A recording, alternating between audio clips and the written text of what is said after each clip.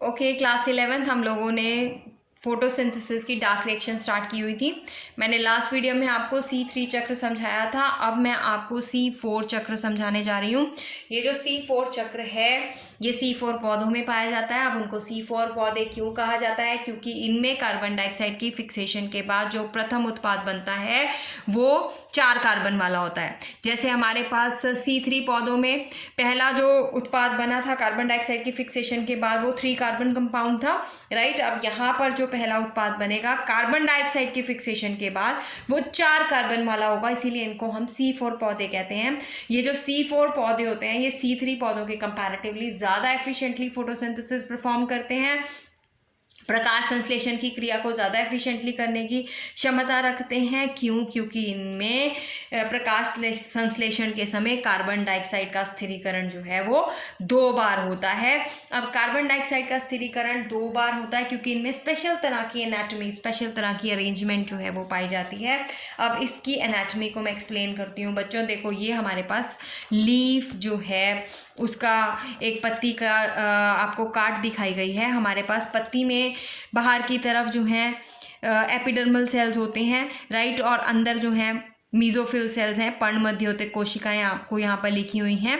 और फिर उसके बाद स्पेशल तरह के सेल्स जो C4 पौधों में मिलते हैं वो हैं बंडल शीथ सेल्स, और ये किसके अराउंड होते हैं? सवान बंडल। सवान बंडल क्या होता है? हमारे xylem and phloem. Sawan bundle क्या है? हमारे जाइलम और फ्लोएम।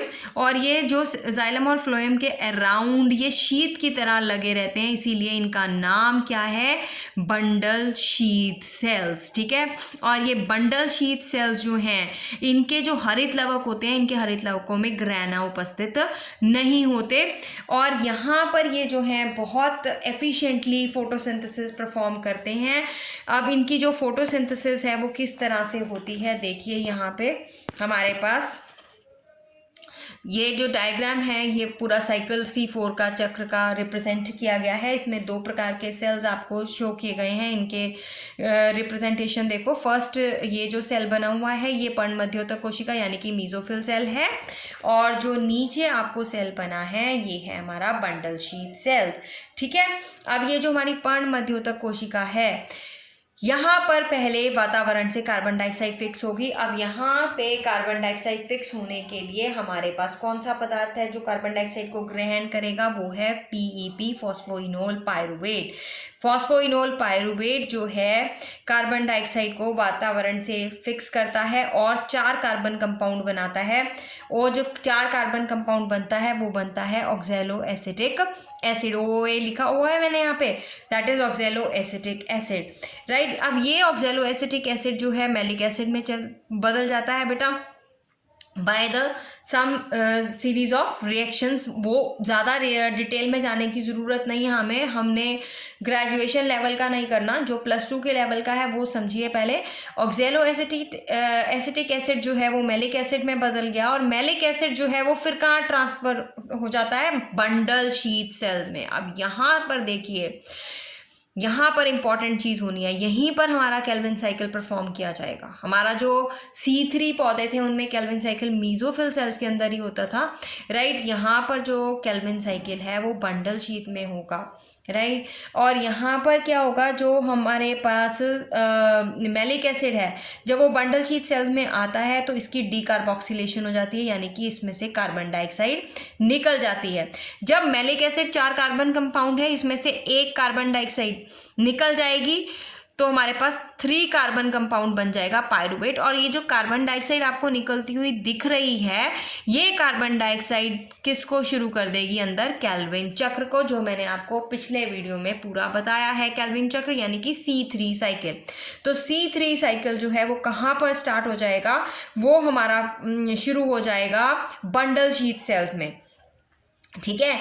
बंडल शीथ सेल्स के अंदर कार्बन डाइऑक्साइड और RuBP के यौगीकरण से मंड का निर्माण यानी कि ग्लूकोज का निर्माण होगा। ये यहाँ पर ग्लूकोज का निर्माण बंडल शीथ सेल्स में हो रहा है, मीजोफिल सेल्स में वो नहीं हो रहा।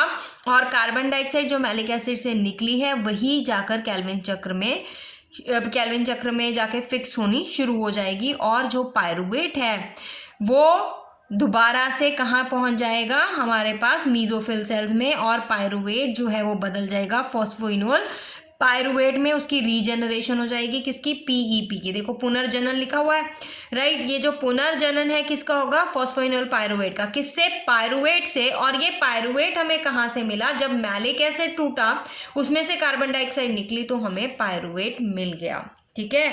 तो ये जो पायरुवेट है इसकी पायरुवेट रीजनरेट कर देगा पीईपी को, पीईपी दोबारा से वातावरण से कार्बन डाइऑक्साइड को ग्रहण कर लेगा, ठीक है। अब ये जो इसका C4 चक्र है, इसका महत्व क्या है, इसका महत्व ये है कि जो C4 कार्बनिक अम्लों की उपस्थिति में, क्योंकि आपने देखा इसमें कई प्रकार के ऑर्गेनिक एसिड्स जो हैं वो बन रहे हैं, ऑक्सैलो एसिटिक एसिड बन रहा है, मैलिक एसिड बन रहा है, तो इसमें कई प्रकार के कार्बनिक अम्ल होते हैं। इसकी उपस्थिति की वजह से ये जो पौधे हैं ये एसिडिक मृदा में भी और सॉल्टी मृदा में भी, मृदा यानी मिट्टी, एसिडिक और सॉल्टी मिट्टी में उगने में सक्षम रहते हैं, राइट। दिन के समय रंध्र बंद या आंशिक रूप से खुले होने पर भी प्रकाश संश्लेषण सुचारू रूप से होता रहता है। क्यों, क्योंकि कोशिकाओं को मैलिक एसिड से कार्बन डाइऑक्साइड प्राप्त होती रहती है। इसीलिए मैंने तुम्हें कहा था स्टार्टिंग में कि जो C4 चक्र है वो बहुत एफिशिएंट चक्र है एज कंपेयर टू C3 चक्र, राइट। यहाँ पर प्रकाश संश्लेषण बंद नहीं होता, प्रकाश संश्लेषण सुचारू रूप से चलता रहता है क्योंकि मैलिक एसिड के टूटने से कार्बन डाइऑक्साइड पौधों को मिलती रहती है। फिर इन पादपों में कार्बन डाइऑक्साइड के स्थिरीकरण के लिए अधिक स्थान होता है। क्यों अधिक स्थान होता है कार्बन डाइऑक्साइड के फिक्सेशन के लिए, मैंने आपको स्टार्टिंग में क्रेन्ज एनाटॉमी का बताया था कि क्रेन्ज एनाटॉमी में हमारे पास जो बंडल शीथ सेल्स होते हैं उनके जो हरित लवक हैं उनमें ग्रैना उपस्थित नहीं होते, तो ग्रैना नहीं होने की वजह से इन्हें कार्बन डाइऑक्साइड को फिक्स करने का स्थान मिलता है। C4 चक्र जल की कमी होने पर भी प्रकाश संश्लेषण की उच्च दर को दर्शाता है। जल की कमी होने पर भी फिर भी प्रकाश संश्लेषण की दर को अच्छे से दर्शाएगा। मैंने तुम्हें कहा ये एफिशिएंटली फोटोसिंथेसिस परफॉर्म करते हैं। अब एक इसका और इम्पॉर्टेंट पॉइंट ये है कि अगर बाह्य माध्यम में ऑक्सीजन की सांद्रता ज़्यादा भी होगी तो भी C4 चक्र को प्रभावित नहीं करेगी, क्योंकि इस चक्र से संलग्न विक्र अर्थात PEP कार्बोक्सिलेज ऑक्सीजन के प्रति असंवेदी होते हैं। हमने जो C3 चक्र पढ़ा था, हमने C3 चक्र में देखा था हमारे पास कौन सा एंजाइम यूज़ हो रहा था, रुबिस्को। और जो रुबिस्को है उसकी दोनों के लिए इन्फिनिटी होती है, ऑक्सीजन के लिए भी और कार्बन डाइऑक्साइड के लिए भी। अगर ऑक्सीजन की कंसंट्रेशन ज़्यादा होगी तो वो ऑक्सीजन के साथ ज्वाइन करेगा, अगर कार्बन डाइऑक्साइड की ज़्यादा होगी तो वो कार्बन डाइऑक्साइड के साथ ज्वाइन करेगा। पर यहाँ पर जो हमारे पास मीजोफिल सेल में उपस्थित है वो है PEP कार्बोक्सिलेज, और ये वाला जो एंजाइम है इसकी ऑक्सीजन के प्रति संवेदना नहीं होती, ये उसके प्रति असंवेदी होता है।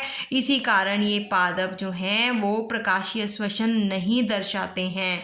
अगर इन केस हमारे पास रुबिस्को या फिर ये ऑक्सीजन की फिक्सेशन करते हैं कार्बन डाइऑक्साइड की बजाय, तो हमारे पास 2 कार्बन कंपाउंड बनता है। वो जो 2 कार्बन कंपाउंड है वो आगे फोटो रेस्पिरेशन स्टार्ट कर देता है, और जो फोटो रेस्पिरेशन है ये एक बहुत ही वेस्टफुल मतलब क्राइटेरिया है प्लांट्स के लिए। इसको भी हम आगे लेंगे। फोटो रेस्पिरेशन क्या होती है, जिसमें जो लाइट रिएक्शन में ATP और NADPH बने थे वो यूज़ होते हैं, पर बेचारे प्लांट्स को संश्लेषित नहीं कर पाते। तो यहाँ पर हमारे पास C4 चक्र खत्म होता है। अब मैं आपको नेक्स्ट वीडियो में लेती हूँ CAM, that is crassulacean acid metabolism.